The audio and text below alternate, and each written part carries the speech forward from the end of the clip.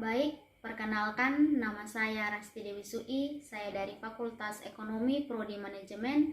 Saya mahasiswi semester 6 dengan NIM 18410-273. Tujuan dari saya membuat video ini untuk melengkapi ujian tengah semester UTS dengan mata kuliah Ekonometrika. Nah, di sini saya akan menjelaskan salah satu contoh mengenai materi yang diberikan oleh ibu dosen, yaitu tentang persamaan regresi linear. Nah, di sini sebelum saya menjelaskan salah satu contoh yang akan saya buat dalam video ini, saya akan menjelaskan pertama dulu apa itu persamaan regresi linear. Dalam semester 6 ini yang kami tempuh, yang kami belajar mengenai persamaan regresi linear itu sendiri merupakan model persamaan yang menggambarkan suatu variabel bebas atau variabel prediktor, yaitu variabel X, dan dengan variabel tak bebas atau respon, yaitu variabel Y. Nah, bagaimana langkah-langkah dalam regresi linear sederhana? Yang pertama, kita akan buat persamaan regresinya, yaitu mungkin teman-teman bisa melihat dalam contoh soal yang akan saya jelaskan di sini. Contoh soal yang di sini dengan soal yang ada, saya akan membacakan. Dari suatu ujian matematika dasar diperoleh data yang menghubungkan nilai skor pertama, yaitu variabel bebas X, dan nilai skor kedua merupakan variabel terikat Y, seperti ditunjukkan dalam tabel berikut. Di sini bisa melihat bahwa uji K yang pertama hingga yang ke-10, di sini saya memiliki 10. Jadi di sini saya memiliki 10 data, yaitu uji yang pertama hingga uji yang ke-10, dan yang berikut adalah variabel X. Data yang pertama adalah 18, 16, 20, 18, 14, 15, 16, 18, 17, dan 15. Ini merupakan variabel X. Dan yang ini merupakan variabel Y, yaitu angkanya adalah 21, 18, 23, 21, 16, 20, 21, 17, 19, dan 17. Nah, di sini pertanyaannya adalah disuruh kita untuk carilah persamaan regresinya. Yang kedua adalah koefisien korelasi, yang ketiga adalah koefisien determinasinya, dan yang keempat adalah kita menguji hipotesisnya. Untuk penyelesaian, yang pertama di sini saya akan menjelaskan tujuan dari tujuannya, apakah ujian matematika dasar skor, nilai skor pertama mempengaruhi nilai skor kedua. Jadi variabel X merupakan nilai skor pertama, sedangkan variabel Y merupakan nilai skor kedua. Jadi apakah matematika dasar skor pertama nilai variabel X dapat mempengaruhi nilai variabel Y atau nilai skor kedua? Itu yang pertama tujuan. Dan yang kedua adalah variabel X. Variabel X merupakan yang tadi saya sudah jelaskan, bahwa variabel bebas atau prediktor merupakan nilai skor pertama. Bisa melihatnya variabel X. Dan yang kedua adalah variabel Y, variabel tak bebas atau respon, yang merupakan nilai skor kedua, yaitu variabel Y. Nah, sekarang kita akan masuk dalam penyelesaian, yaitu kita mencari dulu persamaan regresinya. Kita bisa melihat bersama-sama bahwa pada tabel yang di atas ini merupakan masih dalam tabel mentah. Nah, untuk itu bagaimana kita bisa untuk mencari persamaan regresinya? Pertama, kita akan buat mengidentifikasi atau kita melakukan pengumpulan data dalam bentuk tabel. Di sini saya sudah membuat tabel penolong. Yang pertama, kita melakukan tabel penolong dan kita mengumpulkan data. Data yang pertama tadi sudah saya jelaskan, variabel X memiliki data 18 hingga data yang ke-15, variabel Y dari data 21 hingga data yang ke-17. Nah, di sini kita akan melakukan tabel penolong uji pertama hingga uji yang ke-10, dan yang di sini kita melakukan kita masukkan kembali data X tadi 18, 16, 20, 18, 14, 15 dan sampai angka yang ke-15. Nah, di sini yang kita lakukan adalah kita mengidentifikasi X pangkat 2, yang ini X pangkat 2, Y pangkat 2, dan X XY. Nah, bagaimana kita melakukannya? Kita melakukan di sini X pangkat 2 berarti 18 dikali dengan 18 hasilnya adalah 324. Begitupun dengan yang data yang kedua, yaitu 16 dikali dengan 16 hasilnya adalah 256. Begitupun dengan yang ketiga adalah 20 dikali dengan 20 hingga hasilnya adalah 400. Kita melakukan hal yang sama dari data yang pertama hingga data yang ke-10. Nah, ketika kita sudah mendapatkan nilai dari X dipangkatkan 2, kita akan masuk dalam variabel Y, yaitu kita masukkan kembali variabel angka yang di soal yang pertama 21 hingga angka yang ke-17. Kita akan mencari lagi nilai Y pangkat 2. Kita mengidentifikasinya secara satu persatu. Tadi kita sudah mendapatkan nilai X pangkat 2, sekarang kita akan mencari nilai dari Y pangkat 2, berarti sama seperti kita mencari tadi nilai X, berarti 21 dikali dengan 21 maka hasilnya adalah 441. Begitupun dengan yang data yang kedua adalah 18 dikali dengan 18 hasilnya adalah 324. Kita lakukan hal yang sama dari data pertama hingga data yang ke-10. Nah, ketika kita sudah mendapatkan Y pangkat 2, kita mencari lagi nilai dari X dengan Y, berarti kita kalikan nilai X dikali dengan Y hasilnya berapa? Berarti nilai 18, angka 18, data 18 dikali dengan 21 maka hasilnya adalah 378. Begitupun dengan data yang kedua, 16 dikali dengan 18 maka hasilnya adalah 288.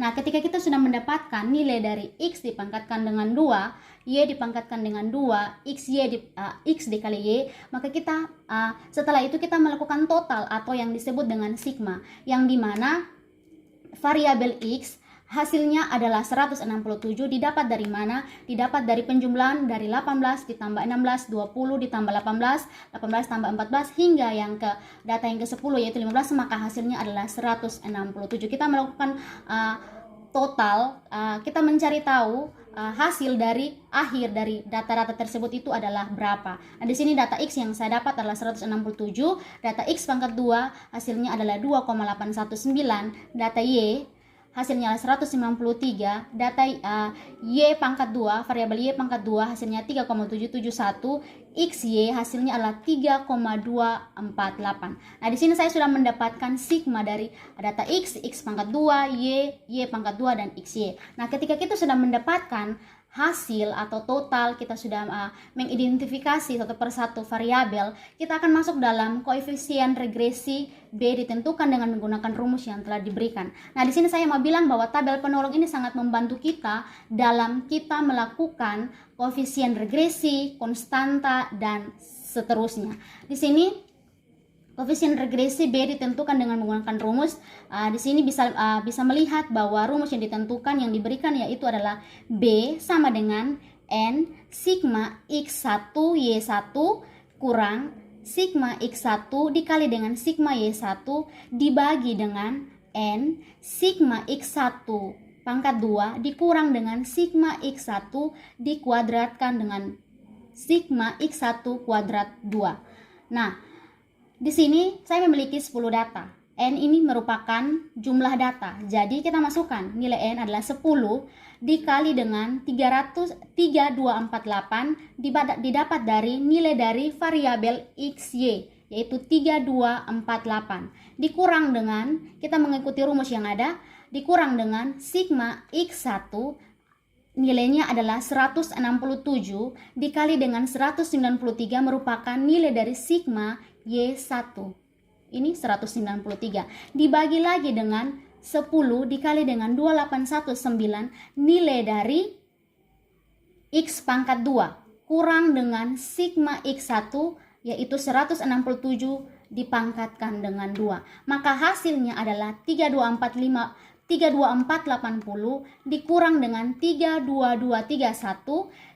10 kali ini 167 dikali 193 hasilnya ini dan ini dibagi lagi dengan 10 kali 2819 hasilnya 28190 dikurang dengan 27889 merupakan hasil dari 167 dikali 167 hasilnya adalah 27889, maka 32480 dikurang dengan 32231 hasilnya adalah 249 dibagi dengan 28190 dikurang dengan 27889 hasilnya adalah 301.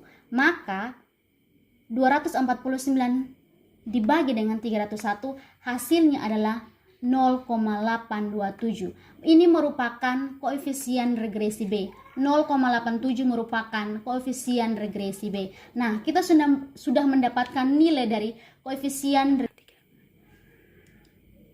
Ketika kita sudah mendapatkan koefisien regresi B, kita akan masuk dalam konstanta, yaitu merupakan nilai tetap disimbolkan dengan konstanta A ditentukan menggunakan rumus A sama dengan sigma Y1 dikali dengan sigma X1 pangkat 2 dikurang dengan sigma X1 dikali dengan sigma X1 Y1 dibagi dengan N merupakan jumlah data, sigma X1 dipangkatkan dengan 2 dikurang dengan sigma X1 kuadrat sama dengan 193 merupakan nilai dari sigma Y1 yaitu 193 dikali dengan 2819 merupakan nilai dari sigma X1 dipangkatkan dengan 2 dikurang dengan sigma X1 yaitu nilainya 167 dikali dengan 3248 merupakan nilai dari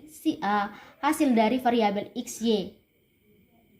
Ini teman-teman bisa lihat, dibagi dengan 10 merupakan jumlah data, dikali dengan 2819 merupakan nilai dari variabel X pangkat 2, dikurang dengan 167 kuadrat.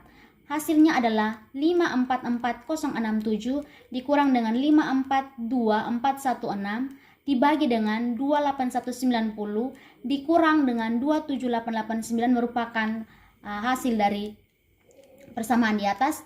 Sehingga hasilnya adalah 544067 dikurang dengan 542416 maka hasilnya adalah 1651 dibagi dengan 301 hasil dari 28190 dikurang dengan 27889 hasilnya adalah 301 sehingga 1,1651 dibagi dengan 301 hasilnya adalah 5,485. Ini merupakan konstanta A.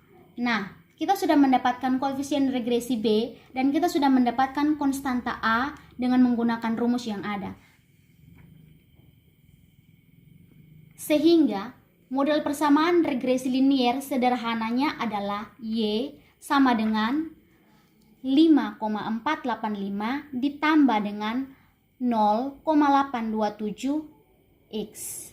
Kita sudah mendapatkan koefisien regresi B dan konstanta A. Langkah yang pertama kita sudah lakukan, dan yang kedua adalah kita melakukan koefisien korelasi yang dilambangkan dengan R. Persamaan koefisien korelasi R diekspresikan oleh R sama dengan N sigma X1 Y1 kurang sigma X1 dikali dengan sigma Y1 dibagi akar N sigma X1 pangkat 2 kurang sigma X1 kuadrat N sigma Y1 pangkat 2 kurang sigma Y1 kuadrat.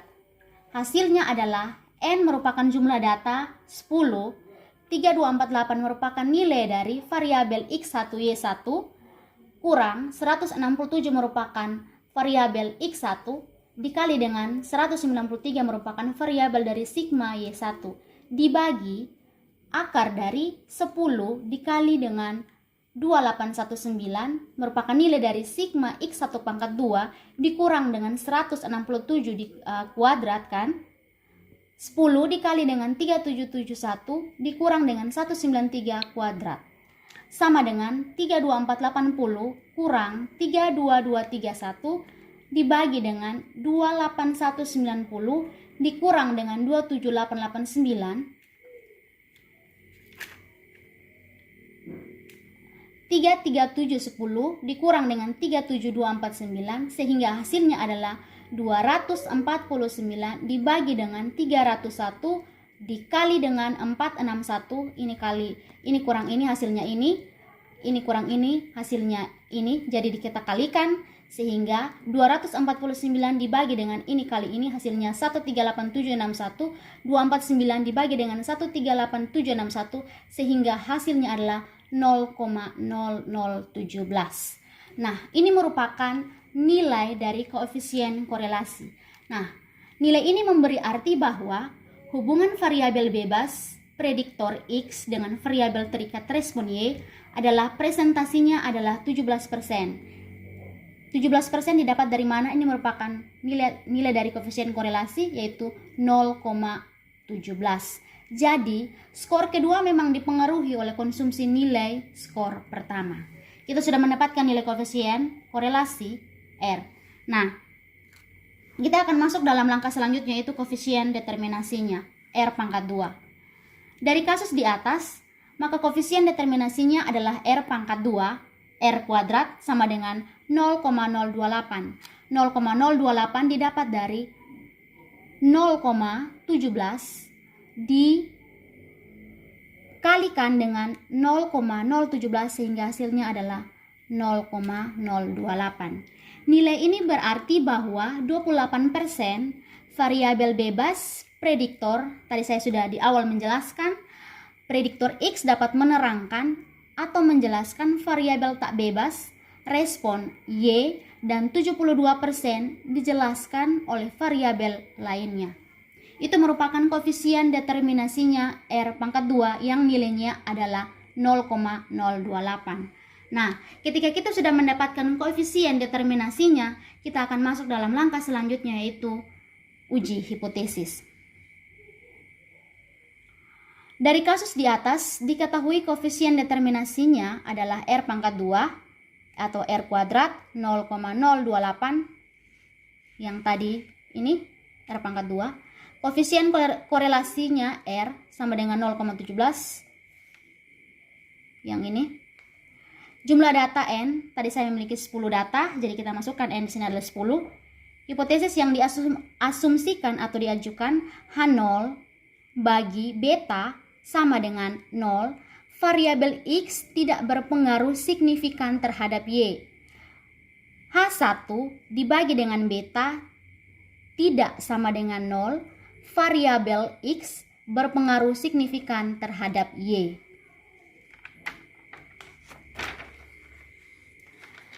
Tingkat signifikansi alfa adalah 5%. Mengapa 5%? Karena dalam tingkat signifikansi dalam ekonomi selalu memakai alfa sama dengan 5%. Jadi walaupun saya membuat soal, saya tetap memakai tingkat signifikansi alfa tetap 5%. Karena ini merupakan tingkat signifikansi dalam ekonomi yaitu 5%.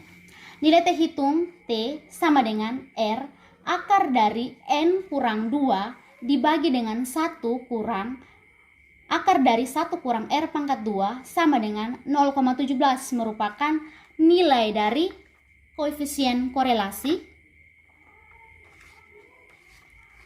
0,17.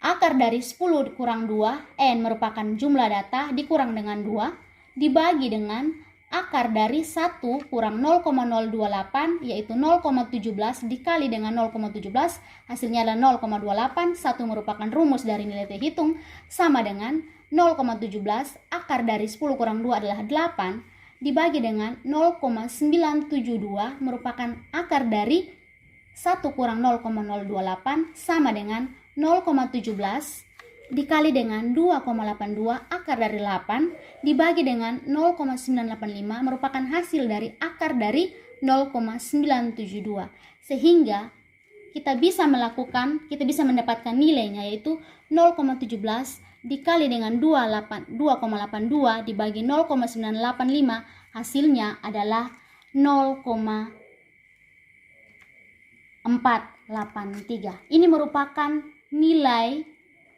T hitung. Hasilnya adalah 0,483. Nah, ketika kita sudah mendapatkan nilai T hitung, kita akan masuk dalam derajat kebebasan. DF sama dengan N kurang K sama dengan 10 dikurang dengan 2 sama dengan 8. Di sini K merupakan 2. Dengan menggunakan tabel UJT, untuk taraf signifikan alfa sama dengan 5% sama dengan 0,05 didapat dari 5 dibagi dengan 100 hasilnya 0,05.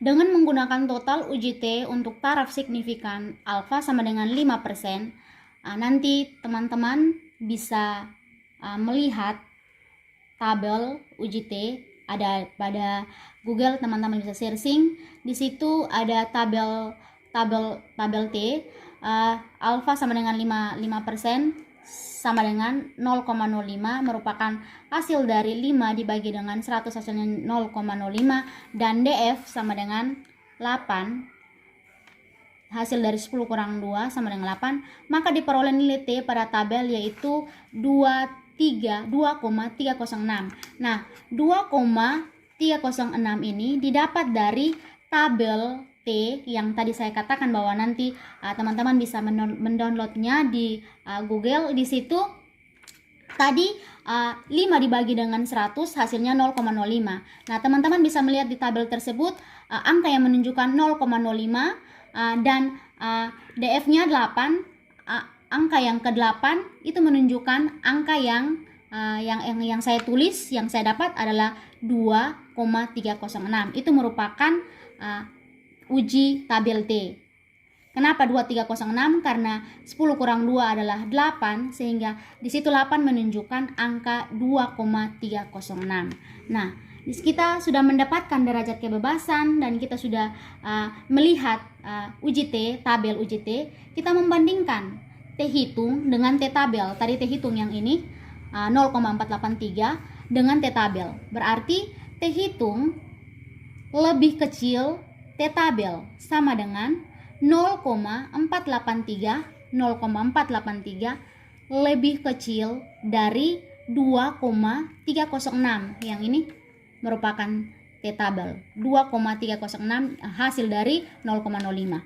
Berarti di situ saya bisa mengambil kesimpulan bahwa nilai T hitung lebih kecil T tabel, sehingga dikatakan bahwa ada pengaruh nyata signifikan variabel prediktor X terhadap variabel respon Y dengan taraf signifikan 5%.